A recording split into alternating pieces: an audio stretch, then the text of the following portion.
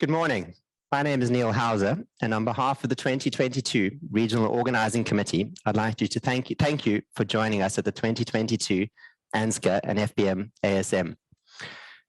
Perth missed you all so much in 2020 that we thought we'd give it another crack in 2022. I'd like in particular to welcome and acknowledge ANZCA President Vanessa Beavis, FPM President Mick Vag, and all our keynote and plenary speakers. So here we are, the second virtual ANZCA ASM. In last year's closing plenary, Professor Christine Ball spoke of convening being like conducting an orchestra and how she and her team saw the concert hall going up in flames around them.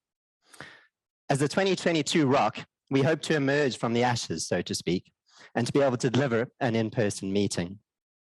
Our theme of emerging was meant to reflect the movement of colleagues across Australia, of the sharing of emerging information, of the emergence from lockdowns, and not the emerging variants that we've seen over the last few months.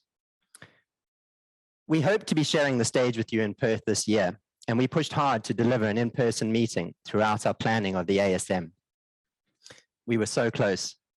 After almost 5 years of working on this ASM, it was not an easy decision to switch to a virtual meeting. And whilst this was disappointing, I am still very excited about our ASM and all that is on offer over the next 4 days. To the 22 Perth Rock team, thank you. Thank you for your time, your resilience, and your sense of humor over the last 5 years. To the ANZCA events team, thank you for guiding us through multiple transitions, or pivots, as you love to call it, for your ideas, your patience, and your know-how when it came to putting this meeting together. To the college itself, thank you for your support in both 2020 and 22. As convener, I've been privileged to learn a lot more than I previously knew about the college, its people and its workings. And we are all truly very fortunate to be a part of this organization. Lastly, a personal thank you to the anesthesia departments at Perth Children's Hospital and the Fiona Stanley and Fremantle Hospital groups for giving me the time and space to work on this project. So I invite you to sit back and enjoy the next 4 days of what promises to be an exceptional ASM. There are a wide range of talks in the program, something for everyone. And for any sessions you may miss, there are 12 months to catch up. We have over 1,400 registered delegates, and I encourage you all to interact online with speakers, panels, and colleagues, both old and new. Please also visit the healthcare industry rooms and interact with our HCI supporters and engage with them. Share your watch parties with us online. Tag us online, hashtag ASM22PER, and enjoy being a part of the 2022 ANZCA ASM. I now have the pleasure of introducing Cynthia Garlett, a traditional owner and descendant connected to the Whadjuk Noongar People, for a welcome to country. Whilst we are online, we want to acknowledge that the majority, here in Adelaide, we want to acknowledge that the majority of the work done by the Regional Organising Committee and contributors to the meeting have been on the Whadjuk Budja part of the Noongar nations.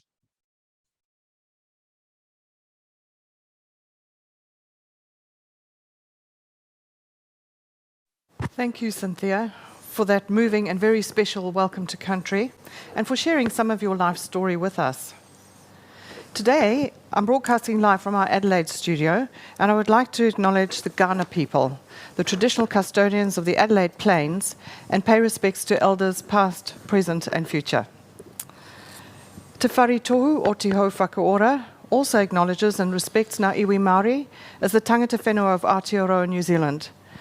And I'm committed to upholding the principles of austerity or waitangi, fostering the college's relationship with Māori, supporting Māori fellows and trainees, and striving to improve the health of Māori. Welcome to all of you who are joining us for our virtual 2022 annual scientific meeting.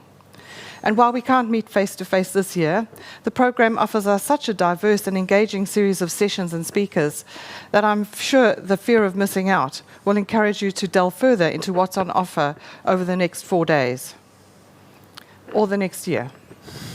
And the theme of this year's meeting, Emerging, is timely and relevant.